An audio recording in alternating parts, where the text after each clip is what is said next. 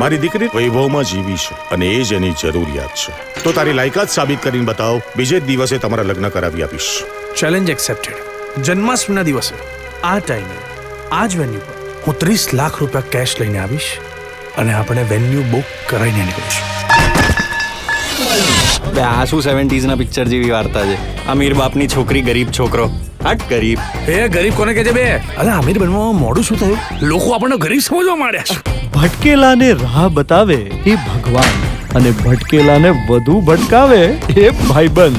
30 લાખ ભેગા કરવા તમારી મદદ જોઈશે. 30 લાખ રૂપિયા નથી જોઈતા, એને ભેગા કરવા માટે તમારી મદદ જોઈએ છે. આજો પાછા. મદદ માટે આપણે હંમેશા તૈયાર જ છીએ. મોરા સપોર્ટમાં ભાઈ ઉભા છે. હા પ્લાન શું છે?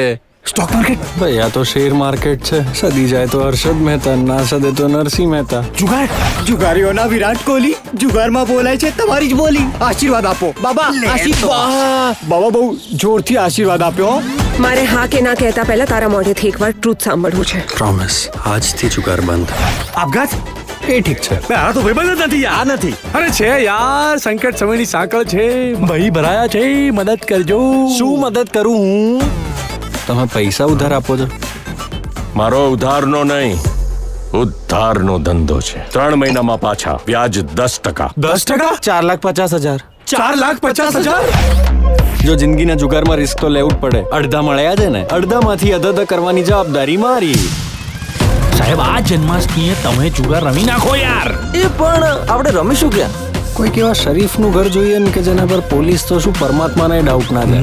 પણ યાર એવું શરીફ ઘર તો ક્યાંથી મળે? મારા બાપ દાદાના ફોટા ક્યાં ગયા? એ તો ગયા બાપ દાદા જોડે રડવાનું નહીં હો બેટા.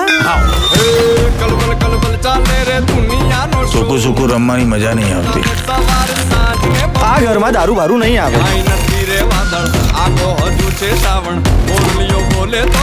ભાઈબંધો માટે આટલું નહીં કરો.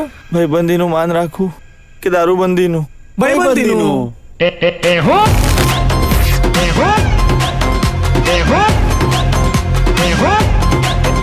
જો પૈસા પાછા ના મળ્યા ને તો બધા ગ્રહો એક સાથે ત્રાટકશે.